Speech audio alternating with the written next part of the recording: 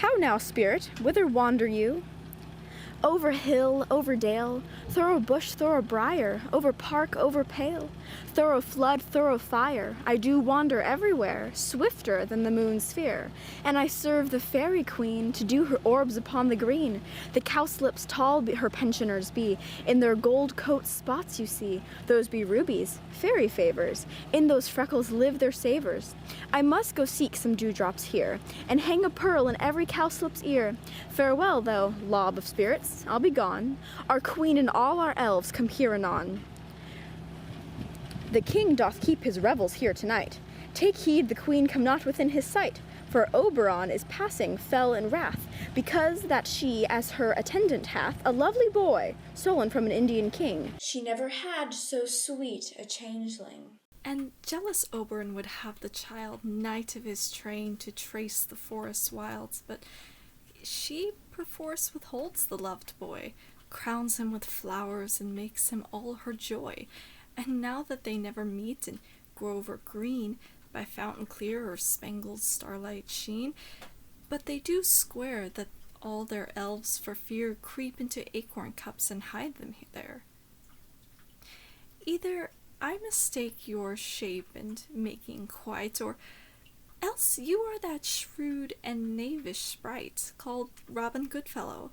Are you not he that frights the maids of the villagery, skim milk and sometimes labor in the quern, and bootless makes the breathless housewife churn, and sometimes make the drink to bear no barm, mislaid night wanderers, and laughing at their harm? Those that call you hobgoblin call you sweet puck. You do their work, and they shall have good luck. Are you not he? Thou speakest aright. I am that merry wanderer. I jest to Oberon and make him smile, when I a fat and bean-fed horse beguile, neighing in likeness of a filly foal, and sometimes lurk I in a gossip's bowl, in very likeness of a roasted crab. And when she drinks, against her lips I bob, and on her withered dewlap pour the ale. The wisest ant telling the saddest tale. Sometime for 3-foot stool mistaketh me, then slip I from her bum, and down topple she. And Taylor cries, and falls into a cough, and then the whole choir hold their hips and laugh, and waxen in their knees and mirth, and swear that never a merrier hour was wasted there. But room fairy, here comes Oberon. And here, my mistress, with that, he were gone. Ill met by moonlight, proud Titania. What, jealous Oberon? Fairies, skip hence, our first throne his bed and comfort. Tarry, rash wanton, am not I thy lord? Then I must be thy lady, but I know when thou hast stolen away from fairyland, and in the shade of corn sat all day, playing on pipes of corn and versing love to amorous Phillida. Why art thou here come from the farthest step of India, but that forsooth, the bouncing Amazon and your buskin mistress and your warrior love to Theseus must be wedded, and you come to give their bed joy and prosperity. How canst thou thus for shame, Titania? Glance at my credit with Hippolyta, knowing I know thy love to Theseus. Did not thou lead him through the glimmering night to Perigonia, whom he ravaged, make him with fair eagles break his face with Ariadne and Antiopa? These are the forgeries of jealousy, and never, since the middle summer spring, met we on hill or dale, forest or mead, paved fountain, or by rushy brook, or in the beached margins of the sea, to dance our ringlets to the whistling wind. But with thy brawls thou hast disturbed our sport. Therefore the winds, piping to us in vain, as in revenge, have sucked up from the sea contagious fogs, which falling in the land have made every pelting river so proud that they have overborne their continents. The ox, therefore, hath stretched his yoke in vain, the ploughman lost his sweat, and the green corn rotted in the field ere his youth attained a beard. The fold stands empty in the drowned field, and crows are fatted with the Murrian flock. The 9 men's morris is filled up with mud, and the quaint mazes and the wanton green for lack of tread are undistinguishable. The human mortals want their winter here. No night is now with him, O carol blessed. Therefore the moon, the governess of floods, pale in her anger, washes all the air, that rheumatic diseases do abound. And thorough this distemperature, we see the seasons alter. Hoary-headed frosts fall in the fresh lap of the crimson rose, and on old Hyam's thin and icy crown, an odorous chaplet of sweet summer buds is as in mockery set. The spring, the summer, the childing autumn, angry winter change their wonted liveries, and the mazed world by their increase knows not which is which. And this same progeny of evils comes from our debate, from our dissension. We are their parents and the original. Do you amend it then? It lies in you. Why would Titania cross her Oberon? I do but beg a little changeling boy to be my henchman. Set your heart at rest. The fairyland buys not the child of me. His mother was a votaress of my order, and in the spiced Indian air by night full often hath she gossiped by my side, and sat with me on Neptune's yellow sands, marking the embarked traders on the flood. When we have laughed to see the sails conceive, and grow big-bellied in the wanton wind, whee! Which she, with pretty and with swimming gait following, her womb then rich with my young squire, would imitate and sail upon the land to fetch me trifles and return again, as from a voyage rich with merchandise. But she, being mortal,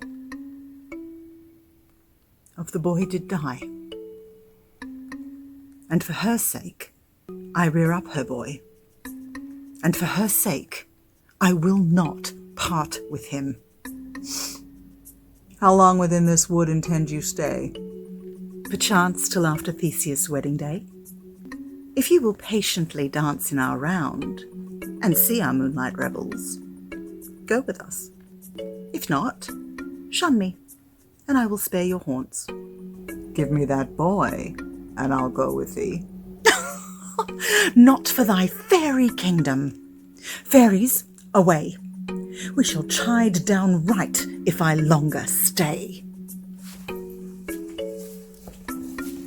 Well, go thy way. Thou shalt not from this grow till I torment thee for this injury. My gentle Puck, come hither. Thou rememberest, since once I sat upon a promontory and heard a mermaid on a dolphin's back, uttering such dulcet and harmonious breath that the rude sea grew civil at her song, and certain stars shot madly from their spheres to hear the sea maid's music. I remember. That very time I saw what thou couldst not, flying between the cold moon and the earth, Cupid all armed. A certain aim he took at a fair vestal florid by the west, and loosed his love shaft swiftly from his bow, as it should pierce 100,000 hearts. But I might see young Cupid's fiery shaft quenched in the chaste beams of the watery moon. The imperial votress passed on, in maiden meditation fancy-free. Yet mocked I with the bolt of Cupid fell. It fell upon a little western flower, before milk-white, now purple with love's wound, and maidens call it love in idleness. Fetch me that flower, the herb I showed thee once. The juice of it on sleeping eyelids laid will make or man or woman madly dote upon the next live creature that it sees. Fetch me this herb, and be thou here again ere the Leviathan can swim a league. I'll put a girdle round the earth in 40 minutes. Having once this juice, I'll watch Titania while she is asleep, and drop the liquor of it in her eyes. The next thing then she waking looks upon, be it on lion, bear, or wolf, or bull, on meddling monkey, or on busy ape, she shall pursue it with the soul of love. And ere I take this charm from off her sight, as I can take it with another herb, I'll make her render up her page to me. But who comes here? I am invisible, and I will overhear their conference. I love thee not, therefore pursue me not. Where is Lysander and fair Hermia? The one I'll slay, the other slayeth me. Thou toldest me they were stolen unto this wood, and here am I, the woad within this wood, because I cannot meet my Hermia. Hence, get thee gone, and follow me no more. You draw me, you hard-hearted adamant, but yet you draw not iron for my heart. As truly as steel, leave you your power to draw, and I shall have no power to follow you. Do I entice you? Do I speak you fair? Or rather, do I not in plainest truth tell you, I do not, nor I cannot love you? And even for that, do I love you the more? Am I your spaniel and Demetrius? The more you beat me, I will fawn on you. Use me but as your spaniel, spurn me, strike me, neglect me, lose me, only give me leave, unworthy as I am, to follow you. What worser place can I beg in your love, and yet a place of high respect with me, than to be used as you use your dog? Tempt not too much the hatred of my spirit, for I am sick when I do look on thee. And I am sick when I look not on you. You do impeach your modesty too much to leave the city and commit yourself into the hands of one that loves you not, to trust the opportunity of night and the ill counsel of a desert place with the rich worth of your virginity. Your virtue is my privilege, for that it is not night when I do see your face, therefore I think I am not in the night. Nor doth this wood lack worlds of company, for you and my respect are all the world. Then how can it be said I am alone when all the world is here to look on me? I'll run from thee, and hide me in the brakes, and leave thee to the mercy of wild beasts. The wildest hath not such a heart as you. Run when you will, the story shall be changed. Apollo flies and Daphne holds the chase. The dove pursues the griffin, the mild hind makes speed to catch the tiger, bootless speed when cowardice pursues and valor flies. I will not stay thy questions. Let me go. Or if thou do follow me, do not believe, but I shall do thee mischief in the woods. Aye, in the temple, in the town, the field, you do me mischief. Fie, Demetrius!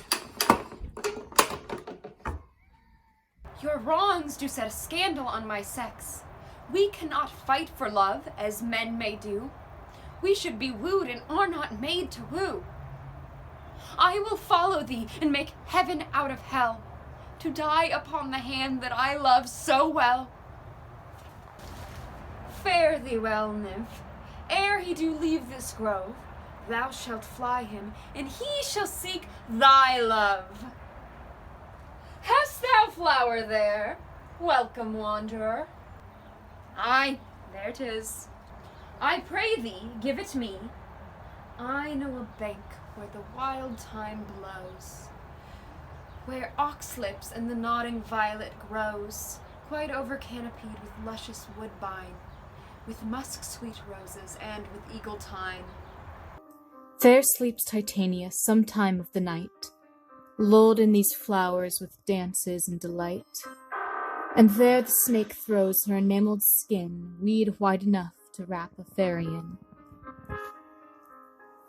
And with the juice of this I'll streak her eyes, and make her full of hateful fantasies.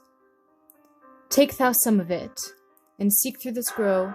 A sweet Athenian lady is in love with a disdainful youth.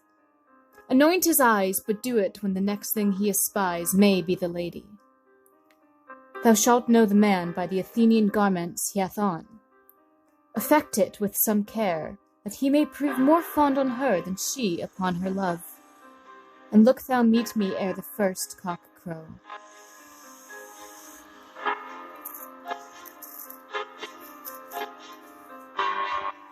Fear not, my lord, your servant shall do so.